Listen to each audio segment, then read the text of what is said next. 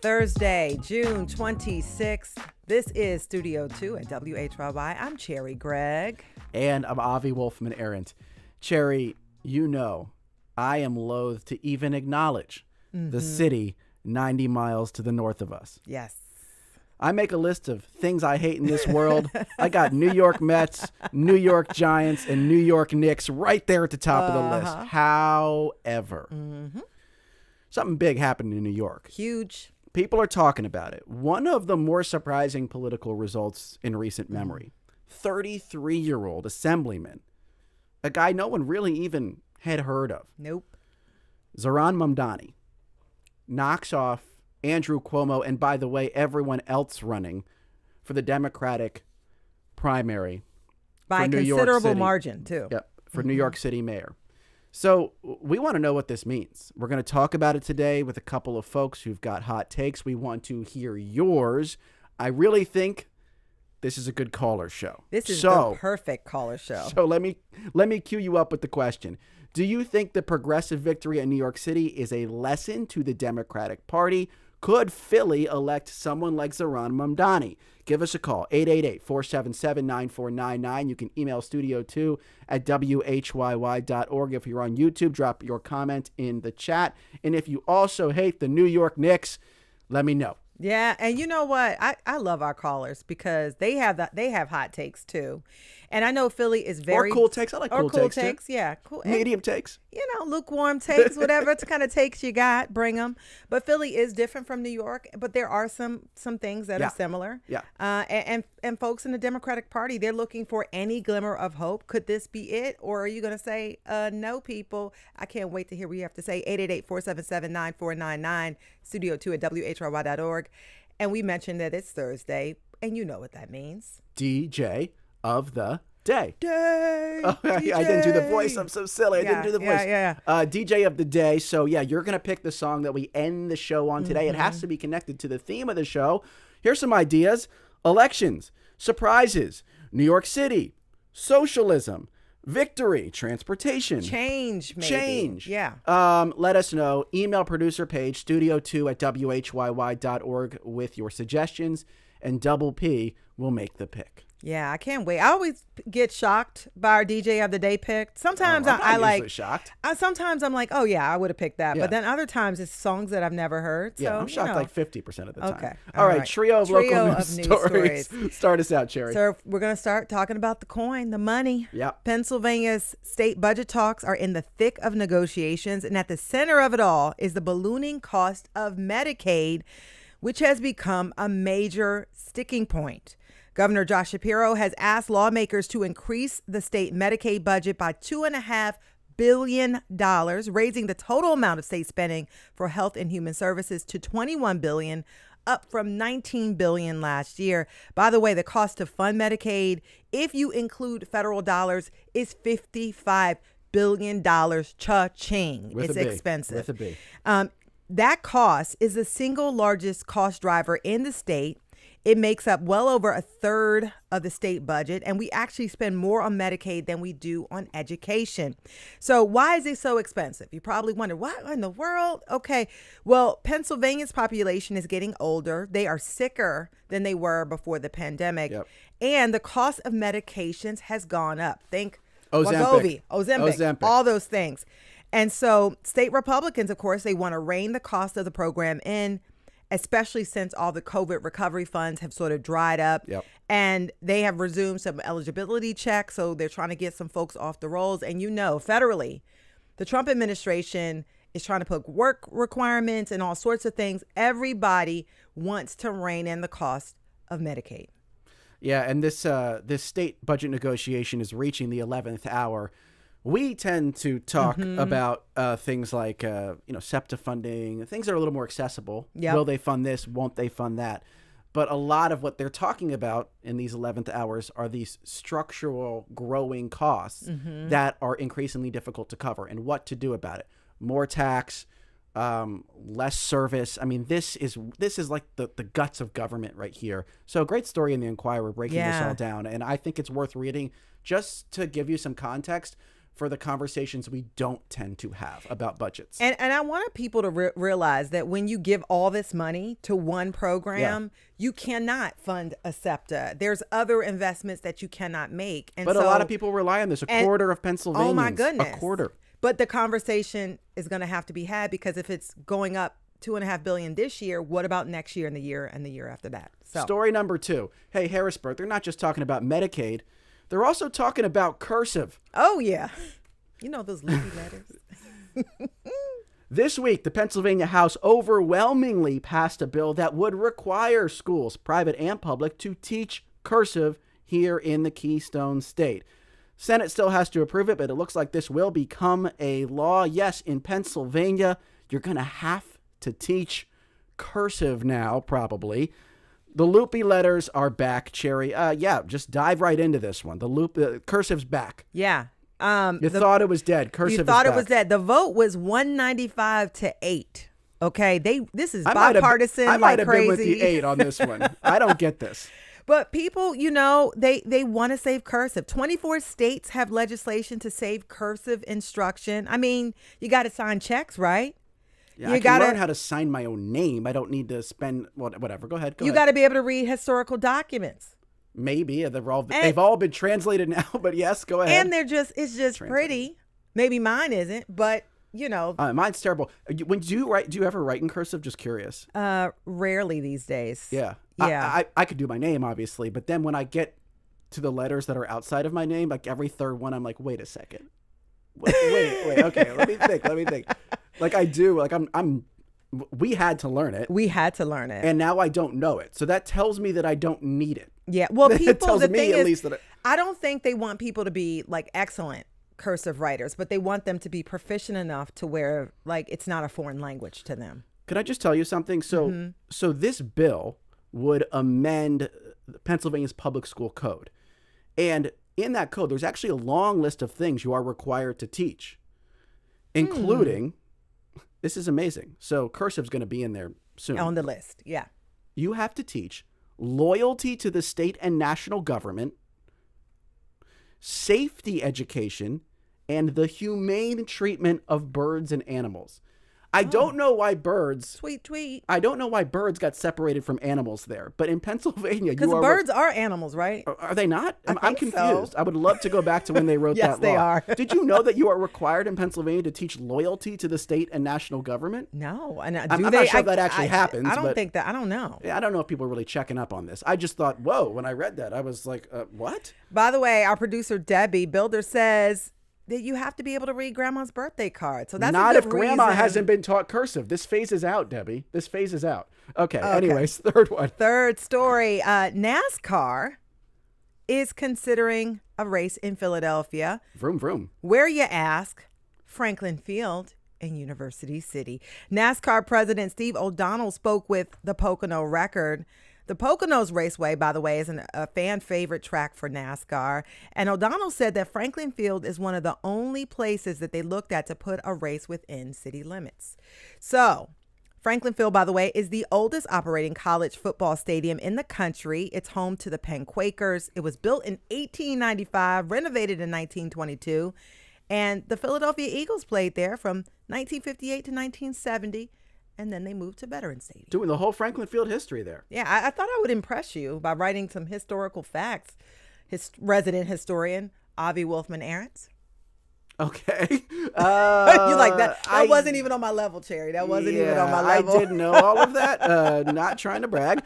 But yeah, Franklin Field. So this blew my mind when I saw this, that they would do a NASCAR race in Franklin Field. First of all, if you've ever been to a NASCAR track, they're massive. I have been to a NASCAR track. It's amazing. They're way bigger than Franklin Field. So I wondered. So you'd have to do a lot more turning. Mm-hmm. I'm not an engineer. That's something I don't know anything about. Mm-hmm. The noise and vibration from those cars in that old brick stadium and the exhaust too feels dangerous to me. I'm sure it's not. Mm-hmm. It just feels like a mismatch. Well, NASCAR. Can you imagine those cars like in Franklin? You've been to Franklin Field. I've been to Franklin Field. It doesn't seem big enough. But you know, it would be cool if they pulled it off. Something about it. I mean, like when I saw it, I was like, wait.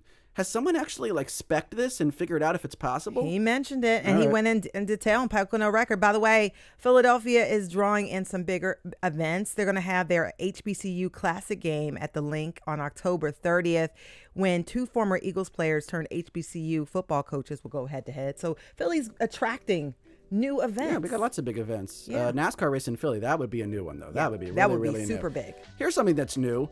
Someone basically calling themselves a socialist and winning a major mayoral primary. That happened in New York City. Could it happen We want to know here? what you think about it. 888-477-9499. You can also email studio2 at WHYY.org. And stay tuned.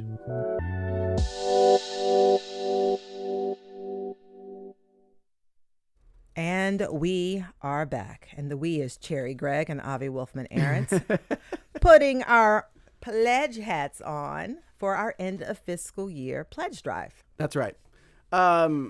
We are asking for your support at the end of this fiscal year here at WHYY. Really important time for us as a station. So we're just going to take a few minutes here to lay out what you can do. You can today become a sustaining member of WHYY. There are 137,000 of those people, apparently, across the Delaware Valley, probably all over the world at this point. Mm-hmm. And they are the ones that really make all of this possible. Those sustaining gifts allow us to plan for the future. We would love it if you became a sustaining member today by going to WHYY.org/radio. Yes, and today is Sustainer Day. And what it means when you become a sustaining, by the way, I'm a sustaining member. I know, Avi, you are as well. And you pick a donation amount every single month. It could be $5, $10, $25, $50, $150, whatever amount. And you know that every single month, your donation will come to WHYY. And what's so interesting, it's almost like a subscription. And people have so many different subscriptions. They subscribe to Netflix. They have newspaper subscriptions. Yeah. They subscribe to lingerie, places, all kinds of shoes, clothing places. Wait, I'm sorry. Can we rewind on that real quick? Yeah. They do? Yeah. Rihanna, Fenty, like they have Savage. Yes. They have a whole lingerie service. I just didn't know that. You can put a pledge on it there. See, you didn't teach me anything about Franklin Field, but you taught me something about that. There you go. I did not know that. I sprinkle it in for you, Avi Wolfman-Arent. And so you can become a sustainer, which would basically mean we know we can plan, and we know that your donation is coming to us every single month.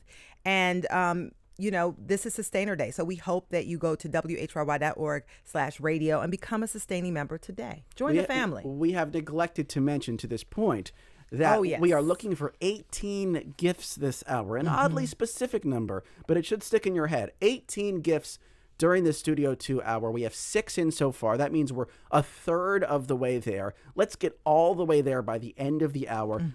Any type of pledge counts, by the way, even the non-sustaining gifts. It's just a day where we're focusing on those sustaining memberships. Go to WHYY.org/radio to show your support for Studio 2. Yeah. For WHYY, WHYY.org/radio. And by the way, I know you like the comments. No, go ahead. I'm going to read one. Take one. We have one from Kathleen in Philadelphia who says, as I mentioned with WHYY TV, I can't imagine life without WHYY radio in my home and in my car. Thanks for so many years of imparting news and entertainment to enrich my life and my families. Thank you so much, Kathleen, for your donation and helping us get to 18 gifts this hour. If you value what it is we do, if you value Studio 2, if you love the show, we hope that if you love all the shows we have, every single one, we ask that you log on to WHYY.org/radio, make a donation. And since it's Sustainer Day, we hope that you will become a sustaining member. Now I'm going to read a comment. Okay, go ahead. This is from Karen in Hocassin, Delaware, who says, I am a sustaining member and count on and appreciate WHYY's honest reporting. I read that one. A, good comment. B, just love the name Hocassin, Delaware. Great name of a town. Hocassin's a nice place. Karen from Hocassin, Delaware, thank you so much for that pledge. Follow Karen's lead. Go to WHYY.org/radio. We need 18 gifts this hour, 6 in so far. Help us get there. WHYY.org/radio, and thank you.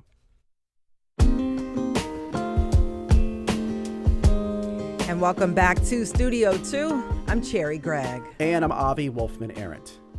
We know, it is just won election. But Zohran Mamdani's apparent victory in the New York City Democratic primary for mayor was the kind of stunner that makes you wonder, is this the start of something?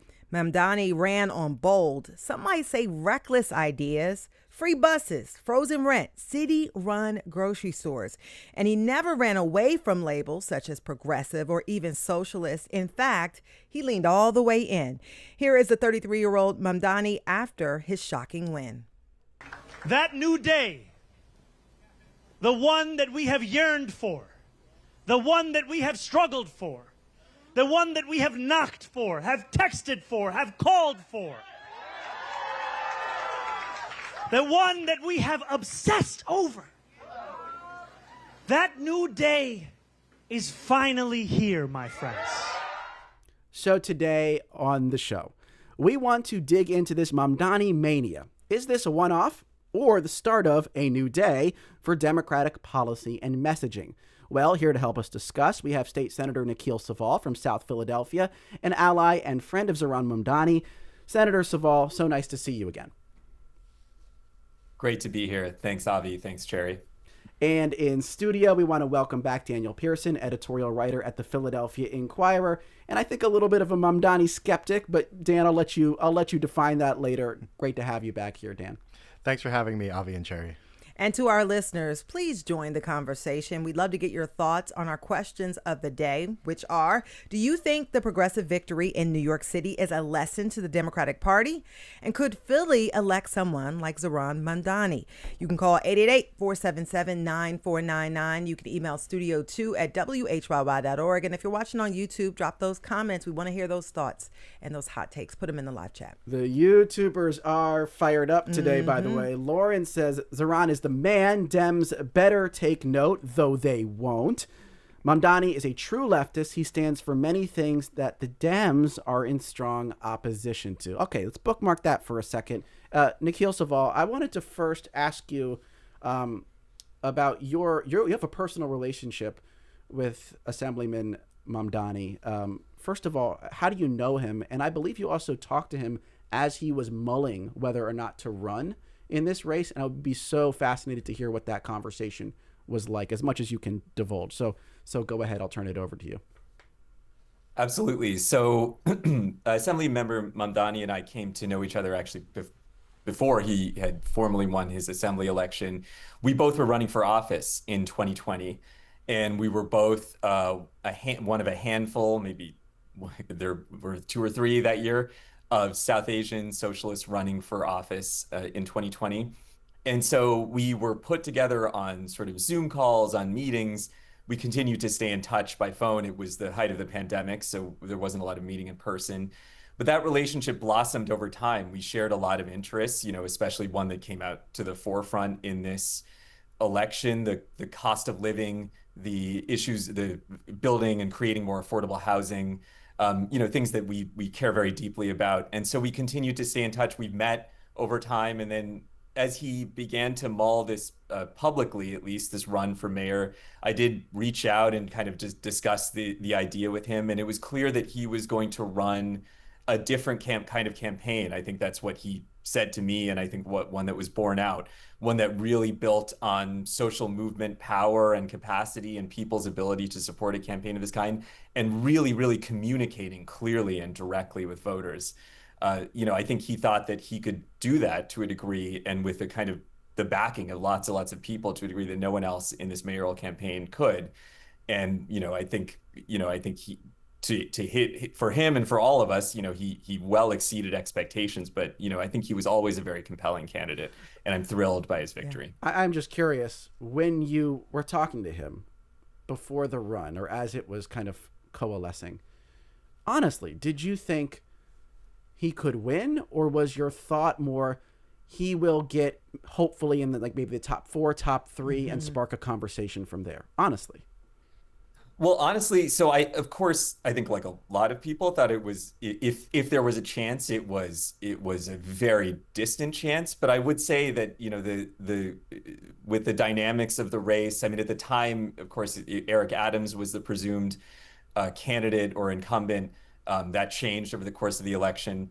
But he I did think that there was a possibility of emerging, a tough, very narrow chance, but one that was theoretically possible. I did think that, and I think he thought so as well. And real quick, just to follow up, why did you think it was possible with him specifically? He's not the only person with his ideas, but of course the messenger matters. So why did you think he specifically had a chance in this race? So I'd say two things, and again, things that were in fact borne out by the race. One is just the integrity of his vision, the willingness to run on values, not from them, and just the ability to really extraordinary political talent and willingness to exercise that talent in a number of different forms to speak clearly and directly about key issues that face New Yorkers, and of course not just New Yorkers, and then the backing and the orientation towards social movements. Of course, he came out of and was part of the Democratic Socialists of America, New York City DSA. I'm also a member, and that organization has won a number of difficult elections in New York City. Of course, in part, they were partly responsible for Alexandria Ocasio-Cortez, a number of state elected officials, two city council people. So it was a large organization that I knew had the capacity to grow and to knock doors. Did I know that they would have 50,000 volunteers and knock over 1 million doors? No, I did. But that's a lot of extraordinary things happen in this campaign. Yeah. And before we bring Dan into the conversation, I want to talk about Mamdani a little bit and just educate our listeners because, he's Ugandan born, naturalized citizen, a millennial. He's also a Muslim, former housing counselor. Could you just give your take on how he was able to make such a broad appeal, sort of breaking all sorts of barriers to bring in so many different people and specifically younger men? So I'd say that there were a few key things that happened in this campaign. One is that Mamdani zeroed in and relentlessly focused on a key issue, which was the cost of living in New York City. And it's, again, not unique to New York City, but New York is the most unaffordable, the highest cost of living of any city in the United States. And he demonstrated the importance of this in a key video that he produced early in the campaign, which is he went to the Bronx and Queens, to areas that had swung in no small measure towards Donald Trump, majority Democratic areas. And he spoke to people, and the majority of people he spoke to said that they had either not voted or voted for Donald Trump because of the cost of living. And the fact that the candidates, didn't speak to or provide ways that they might address that issue. And so Mamdani, then subsequently began to unroll a platform and a campaign that was zeroed in on relentlessly on the struggles facing working class New Yorkers, the struggles, desires, and hopes.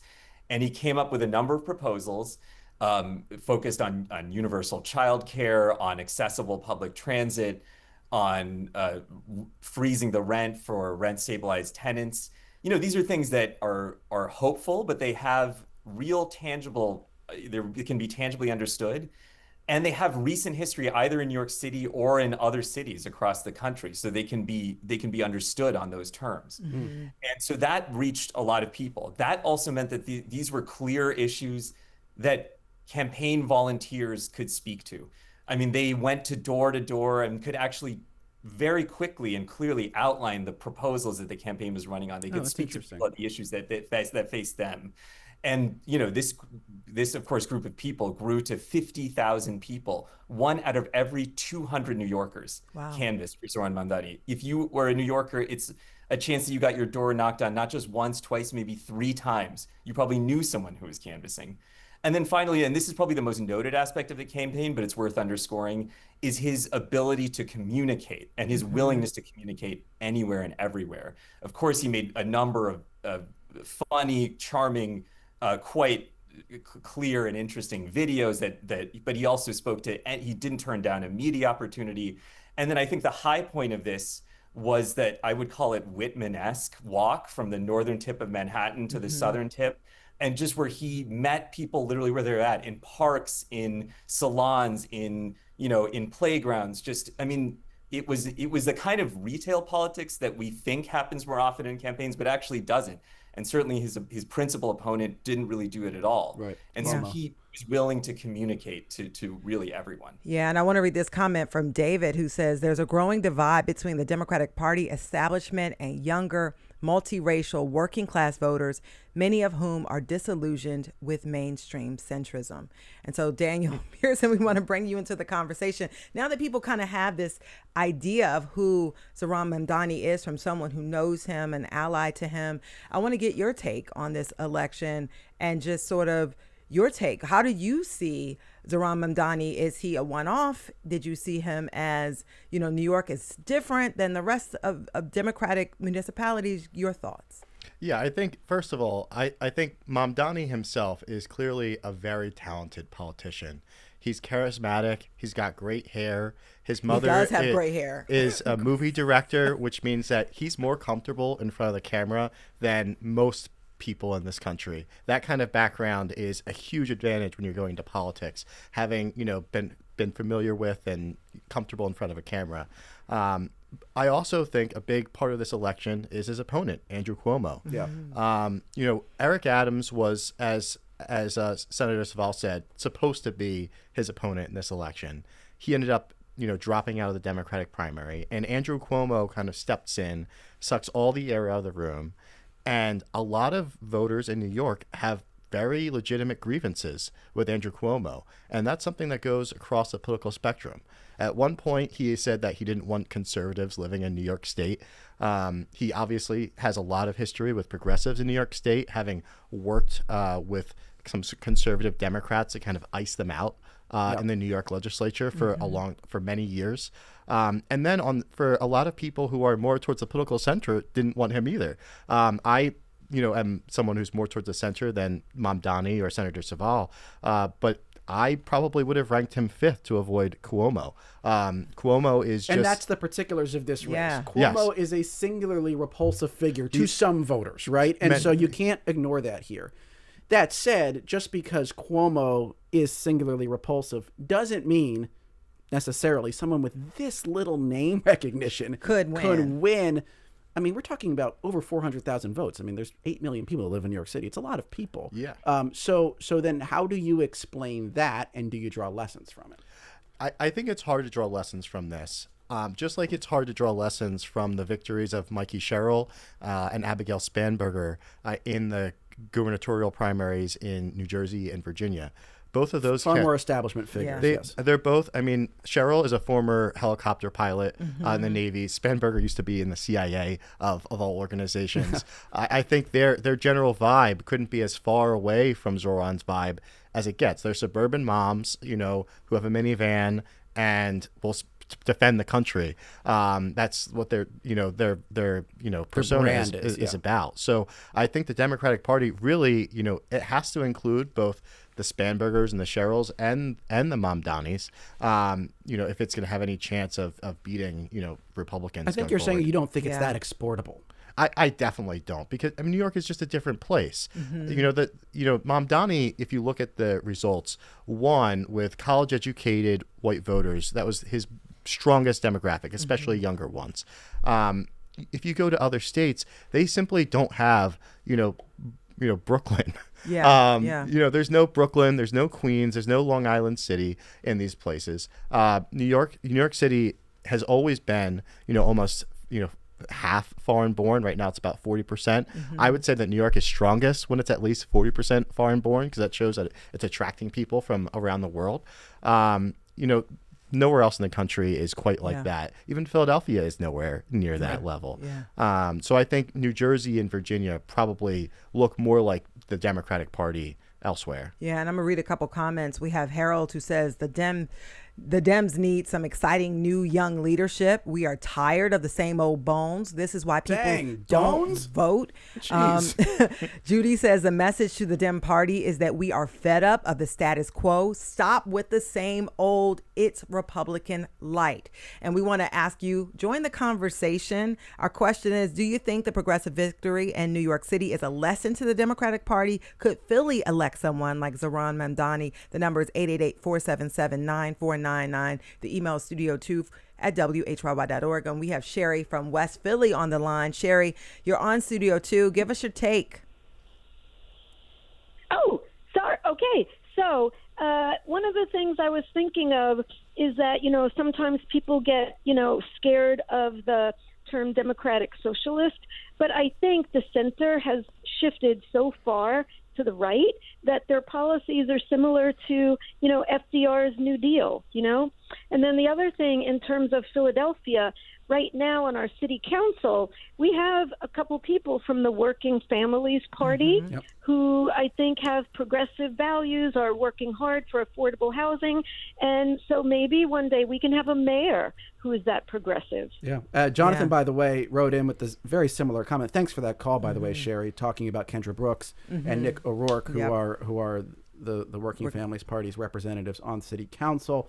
And I also wanted to, again, echoing that comment, Heidi mentions that Mamdani for her is a glimmer of hope. Maybe, just maybe, this will dispel the misinformation about what democratic socialism actually is. Socialism is Sweden. Socialism is Britain's NHS. I wanted to ask you, Nikhil Saval, about that label, socialist, democratic socialist. It's a label you also have not run away from. Do you think the tide is turning on the way people interpret that? Or, again, is it palatable in large, heavily blue cities, but really not making inroads outside of that? Your take. Well, certainly the fortunes of the term socialism have changed in my lifetime. We'd agree on that a little bit, Dan. It's less of a it is more widely used as a label. It's one that I identify with, and certainly, and I'm a member of DSA. But I want to just emphasize what it has meant, in this election, and what I think is sort of deducible from it. Socialism, I think actually Mamdani himself said, this is about dignity. It's about dignity especially for working class people, and it was why I think affordability and the cost of living and being able to live a dignified life in New York City was such a key focus of that campaign. And the thing that the campaign was able to do was actually expand the electorate. One of the premises of socialist politics is that there is a kind of a majority level of support for the policies that Mamdani and Senator Sanders and other socialists have proposed, and that that majority would, under certain circumstances and truly reached out to and spoken to and organized, would come out to vote in elections. And that happened in this election. Mamdani won in quite an extraordinary coalition. We're still, of course, parsing it out as the numbers come in. But he won in working class, middle class, and neighborhoods across the city of New York. He won Manhattan, Bronx, and Queens. He won. Seems to have won Latino neighborhoods, Asian neighborhoods. He won a majority of neighborhoods that are largely that are racially diverse. He in terms of youth, he won young voters, under I'm not sure exactly where the cleavage lies, but certainly under 35 across the board. Yeah. And that in areas where he won, he expanded the electorate. And that's just a key thing, is that he in some areas he expanded the electorate over 2021 by 40%. Yeah. That is a novel and unusual thing. And I think there are reasons for that. I think, on the one hand, Dan mentioned this about the liabilities around Cuomo. I mean, it has to have been demoralizing for so many people to see the establishment that opposed and persuaded Governor Cuomo to resign in disgrace after he was credibly accused of harassment by 13 people. That same Democratic establishment support him. Yep. I mean, that is an extremely strong indictment of that establishment, I should say. And then on the other hand, to have someone who, as we said, have campaigned relentlessly on affordability, but built a really broad coalition, an alliance that was progressive across the board, received the cross endorsement and supported Brad Lander, the comptroller of New York City, raised money for the city council president, Adrian Adams, just also cross-endorsed another candidate, Michael Blake. I mean, this was a really broad group, and he campaigned, with bravery and with integrity and courage. And I think those things are key pieces to a kind of campaign that we might see in the future. And I want to read a comment here. We have Jack, who says Dems are losing their base across the country, while Zohran and candidates, and they mention you, Nikhil, and Cass Green, also Democratic Socialists, are building the base. They are the future of politics. Also, Sean says the outpouring of rage over proposed SEPTA cuts tells us we need reliable, affordable public transit. Mamdani will bring fast and free buses to New York City, and Philly must be inspired to do it next. Also proud to be a constituent of Senator Saval. You got your people comments here, Nikhil.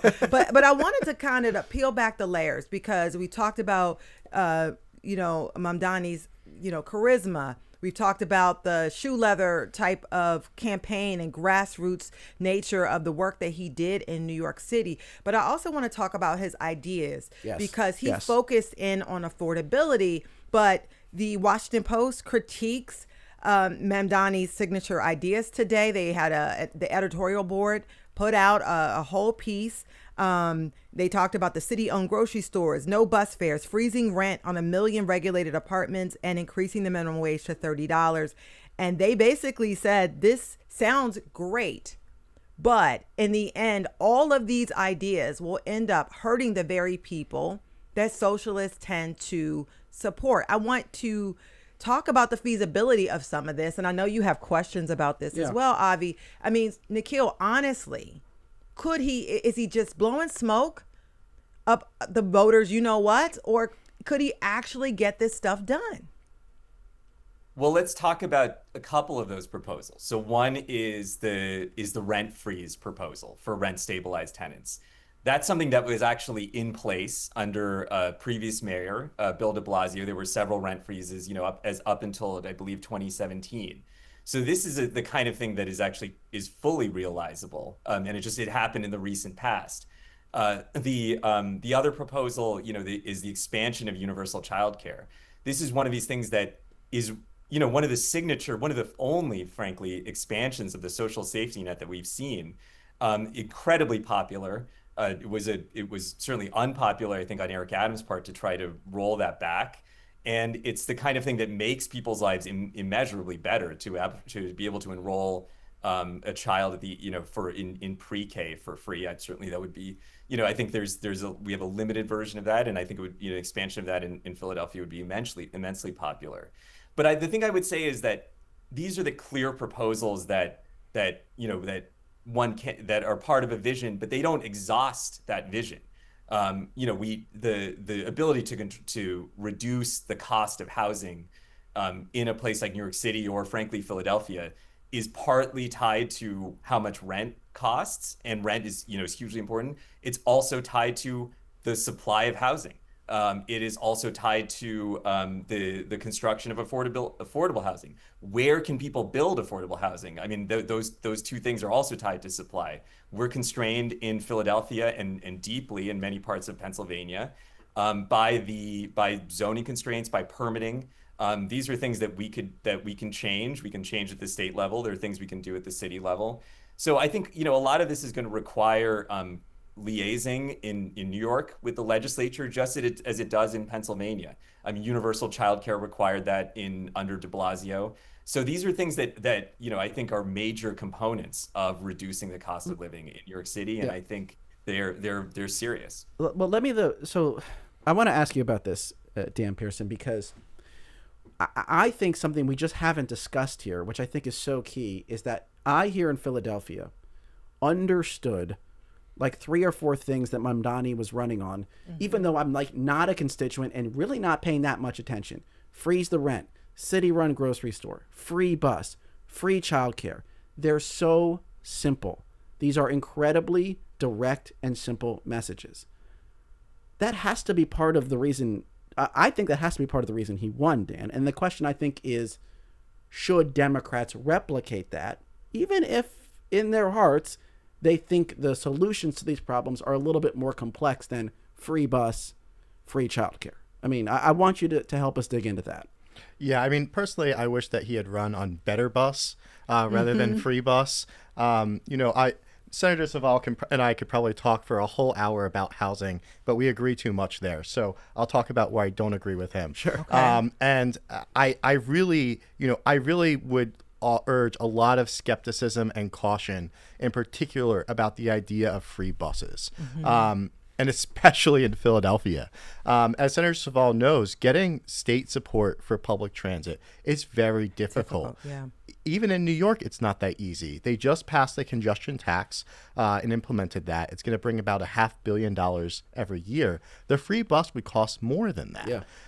And as a transit rider, I know that I would prefer to have more bus than free bus. But so, before we go too deep on that, though, because I get the policy disagreement here. Should the buses be free? Should the rent be frozen? That's a policy disagreement. The thing to me that separated Mamdani's campaign was the messaging component. The simplicity of it. Yeah. Democrats are they always do the 5-point plan. Here's the blue paper, the white paper, whatever color it's supposed to be. There was just none of that here. He did have the plans. You could go find them, but that wasn't the messaging. And I think the question is, even if you believe that better bus is the solution, should you just say free bus? I don't think it's a good idea to spread bad ideas. And, SEPTA is struggling with fare evasion. MTA is struggling with it as well. If you ask people, which I have, why did you skip your fare? A lot of the time they'll tell you, because it should be free. So putting the idea out that it should be free, I shouldn't have to pay for this. It's not an idea that was widespread, when I was growing up. And that itself has increased fare evasion, in my opinion, as a rider. It's at levels that it wasn't at when I was growing up. Yeah. So because people take this idea, they're like, look, this is my civil disobedience, right? Not paying SEPTA or not paying the MTA, their $250, is my way of sticking it to the man. But you're actually sticking it to the transit agency that people rely on. And I agree. Democrats should go simpler, right? They shouldn't be like, here's my 1,000-page, that's something but I not hate. so simple that you think it sort of elides the truth. Yes. What you're I mean, saying. I don't think you should be telling people things that you're not going to do and that you can't do. I criticize Governor Shapiro too, somebody on the opposite side of the divide in the Democratic Party, for his idea to give fuel rebates, which again, he didn't actually do that, right? It was a waste. It was like $1 billion for the state money to give people like credits for paying the gas tax. Yeah. I mean, and it also would have gone to wealthier families who have 3 and 4 cars. So, I thought that was a bad idea. I called it out. It was definitely popular, but I don't think, there's being popular and there's being, counterproductive, I guess. Okay. And let me just read a couple comments because Josh says, my opinion, it's hard to not want the things that are promised in socialism. Who wouldn't want to say yes to a free lunch? Implementing the policies in practice, though, is much different and has the risk of disenfranchising voters if promises don't turn into a result. Said differently, if you promise the world and people believe you, of course you will win, even if your promises are not realistic. I also want to bring in a caller. And then he said that's what Donald Trump That's did. what Donald Trump but did. Donald By the Trump way, keeps winning, so I don't know. What do we take and from he's that? in power right now, right? don't A know. lot of promises, a lot Build of the campaign Wall has promises. built a 10-year political career. I don't know. I want to bring in Jen from Bridgeport, Pennsylvania, is on the line. Jim, you're on Studio 2. What's your question or comment? Well, you guys, you've kind of walked it back a little bit, but every time I hear a politician use the word free, it just drives me crazy. I mean, what's free? Free health care, free bus rides, free daycare. Somebody's paying for it. And then the people of New York, the wealthy people, their money's going to run out eventually. I don't get when, bureaucrats, say free, free, free. I don't get it. Yeah. That's a fair point from Jim. I'm not a Trump guy. I didn't vote for Trump. I mean, I'm a longtime Democrat, but boy, the Democrats, you guys are way. John Kennedy would not be able to get elected today as a Democrat. Yeah. So that's an important perspective from Jim. Should we bring in another back-to-back Yeah, right bring here? another one. How about we got Jordan from West Philly on the line. I think responding to this question of could Philly, elect someone in the Mamdani mold. Jordan from West Philly, what's your take here? Yeah, I certainly think we can elect someone like Zohran here in Philly because we already have. You have Senator Sherrill on your program right now, Rick Krajewski, City Council Member Nick O'Rourke, Kendra Brooks. There are others. And it's just a matter of time before we're able to see someone like Zohran in the mayor's position here in Philly. But I also want to respond to something that was just mentioned by the previous caller that we can't have free things. I think it's important to look to other countries, countries that are less wealthy than this country that offer things like paid parental leave, free or very low cost childcare. We can have these things here. We just need the political will to make it happen. And I guess that would bring me to a question I have for Senator Sherrill. I know that in New York, so much of Zohran's success was due to the mass movement that he had behind him. I wonder maybe he could speak to the extent to which we have something like that here in Philly that could make some of these ideas a reality here. Thank you so much, Jordan. And I want to add something a little to that question for you, Senator Sherrill. He's asking about sort of where the grassroots are at here in Philadelphia, but maybe also more directly. Let's answer that question. Do you think Philadelphia could elect an openly socialist mayor who's running on a similar platform to Mamdani? I think Philadelphia has the capacity and to elect figures like Mamdani, people who take a similar stance to, or similar attitude towards politics. It does really depend on the social movement, on the capacity of people to organize. I mean, even many of the policies that have been promised or put forward in campaigns like his, they don't just come into being simply because one muscles a council or a legislature. You actually need mass buy-in. You need mass support. A lot of what we've been able to do in the state legislature that we consider, part of an overall vision has not simply has depended on people being able to build political pressure. Our ability, it's not the only way that we're going to do this, but the ability to fund mass transit has in no small part been, we've seen a massive wave of people putting pressure on elected officials, on the state legislature to fund mass transit. I get 300 emails a day. I think that's hugely important. And so, I think that in Philadelphia, we have organizations. We have a very strong and growing chapter of the DSA, organizations like Reclaim Philadelphia, the Working Families Party, 1PA, organizations that fight for criminal justice reform, Amistad, Straight Ahead. I mean, these are, this is only a small part of the kind of overall infrastructure. But, I think that those organizations are in part the basis for what could be a mass movement to elect figures to various levels of office. I want to be clear. Yeah. I don't think we should deduce from the Mamdani campaign that everyone should run for mayor at every place. I mean, that would should that be possible? There were clear calculations made about the race there, about the campaign, about what was possible, where it was possible to make a message grow. And I think that understanding needs to continue. We still need to campaign and choose races and opportunities and to grow the movement and to elect quality candidates. And I think that those calculations and ideas don't go away when you're trying to decide whether or not to run. Yeah, and I just wanted to point out that the New York Times had an analysis showing that Cuomo actually won more precincts with low income and black voters by a significant margin. And so there were some perceived possible weaknesses in the Mamdani campaign. And so we're going to have to leave it there. Yeah. Wrap up. Yeah. Wish we had more time on this because it's such a fascinating conversation. Very interesting. But hey, it's an evolving story, right? There's still an election to come in this. So, want to thank you both. Nikie Sherrill, Democrat representing Pennsylvania's 1st District. Thank you so much for joining us and during a very busy time for you. Thank you so much, Senator Sherrill. Thank you for having me. Great to be with you, Dan. And Dan, thank you so much. Daniel Pearson, editorial writer at the Philadelphia Inquirer. I'm sure you're busy too. Thank you, man. And by the way, you're listening right now to our DJ of the Day pick. It's a song by David Bowie, Changes. Take a listen. It's gonna have to be a different man. Time may change me. That was Grant in Philadelphia, who says, don't want to be a richer man, just going to have to be a different man. And Liam from South Jersey also nominated that one, said it's an all-time classic, and I would have to agree. Before we get out of here, I do want to thank everyone who makes this show possible. Definitely.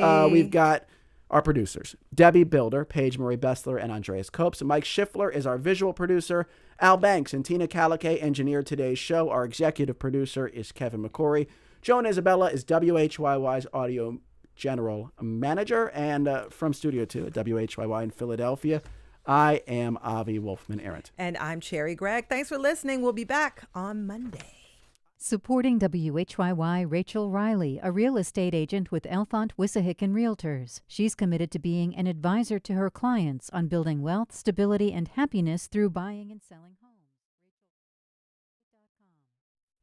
You said back on Monday, and yet here we are, Cherry. Yeah, we're back on back. Thursday. By the way, I am not back on Monday. You're going on vacation. That was fake news. Yeah, you'll be. I mean, Studio 2 will be back, but you will be on vacation. But of course, you're coming back once you get done with vacation. I plan to. That is the plan. That is the plan. And so, we are continuing our end of the fiscal year pledge drive. This hour, our goal is to bring in 18 donations of any amount. Right now, we have 14 donations in. We only need 4 more. That's amazing. That is so cool. And we have a special incentive. Avi, tell them about it. And it's a Studio 2 incentive. It's a Studio 2 incentive. Boy, I really hope this works because if we can make this an annual thing, we want to do it. It would just make my heart sing. I mean, this is my thing. And we need your heart. And by the way, Avi Wolfman-Arent can carry a tune. I cannot. And so hearing his heart sing would be a good thing.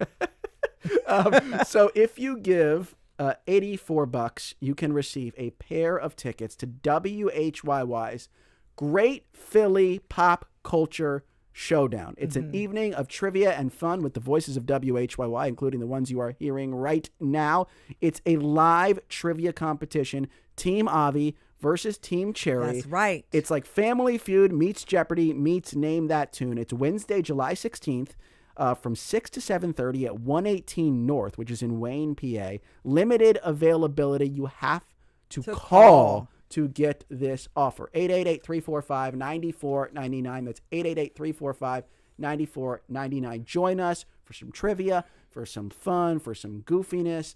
And some competition. For some competition, a little release. Yes. It's family competition. The It's all Studio good. 2 fam. We It's all have love. WHYY personalities who will be constituting each of our teams. And so it'll all be about Philly culture. And you, if you're in the audience, you get to participate as well. The number again, 888-345-9499. We'd love to have you in the audience.